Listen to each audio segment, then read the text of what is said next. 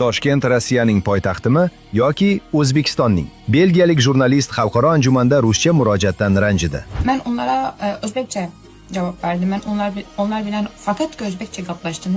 Ben Türkmen, onlara fakat Özbekçe gaplaştım. Lekin onlar menga Rusça cevap verdiler. Ben şunu düşünmeyapmanim için. Yani Toshkent Rossiyaning yoki O'zbekistonning poytaxti. Toshkentdagi konferensiyada chet ellik jurnalist o'zbek tilida gapirsa ham, unga rus tilida murojaat qilingani uni hayratda qoldirdi. U hatto men O'zbekistondamanmi yoki Rossiyada deb savol berdi. Bu holat tarmoqlarda katta bahsga sabab bo'ldi. Shu o'rinda Alisher Navoiy so'zlari juda o'rinli.